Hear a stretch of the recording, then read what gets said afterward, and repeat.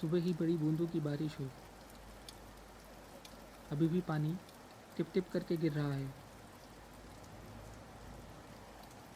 छत गीली है। मौसम हल्के सफ़ेद कोहरे से लदा हुआ है। मंद ठंडी हवा आहिस्ता आहिस्ता बह रही है। सड़कें खाली हैं। कोई ज़्यादा आवाज़ नहीं आती। पारा एक को छुए पड़ा है। नवीन और शुद्ध वातावरण से चिड़ियों का तांता बंधा हुआ है। कितने ही दिनों बाद आज बारिश हुई। थोड़ी देर में एक आदमी बड़े घोर ध्वनि से रोता हुआ गलियों में से घूमने लगता है। बड़ी तेज सकुची सी आवाज़ है उसकी। कह रहा है कि कोई उसे कंबल दे दे। कहता है ठंड लग रही है। उसके छोटे बच्चे कांपते हैं। कहता है वो रोता जाता है, चलता जाता है। चिड़िया सब चुप होती जाती हैं। उसकी आवाज़ के अलावा कुछ अब नहीं सुनाई देता। बड़ी ही दुर्बल करने वाली ध्वनि है।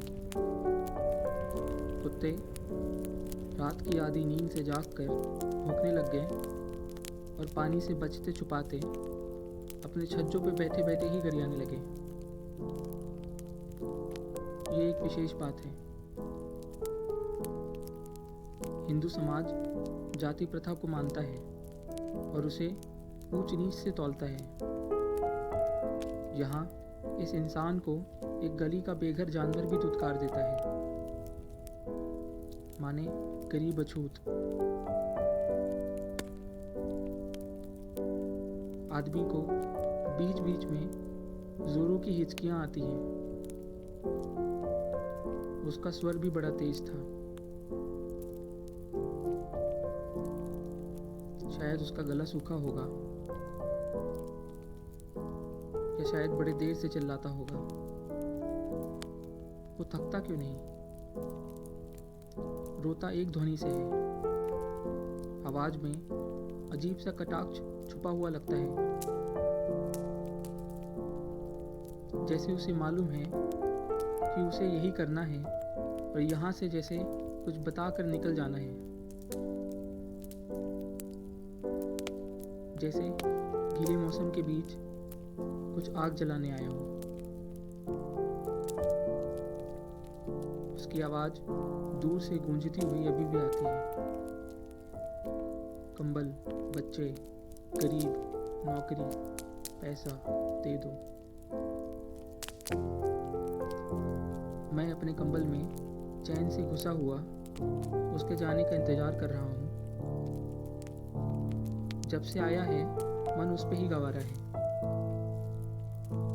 मैंने आसपास एक झूठा मानसिक कवच बनाया हुआ है जिसमें मैं बाहर होने वाली आपदाओं से मुंह छुपाया गदगद बैठा रहता हूँ। मैं न ये मानना चाहता हूँ कि बाहर कुछ तो होता है, जो भी होता है, और न ही उसकी जिम्मेदारी का बोझ अपने सर में उठाना चाहता हूँ।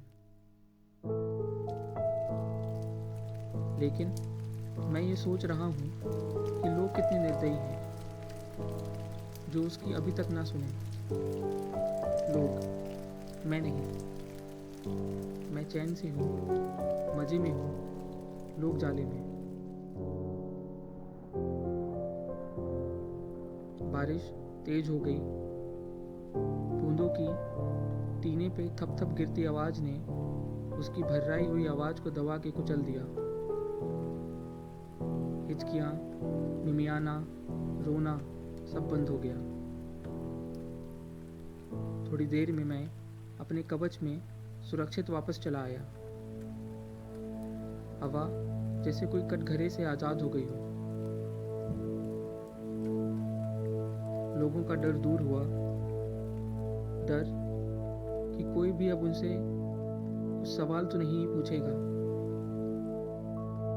क्या हो गया, ये कैसे मातम छा गया था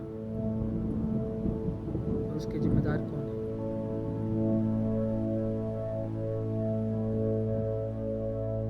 कुछ एक घाव लगाकर वो आदमी जाने अब कौन सी गली में लुप्त हो गया।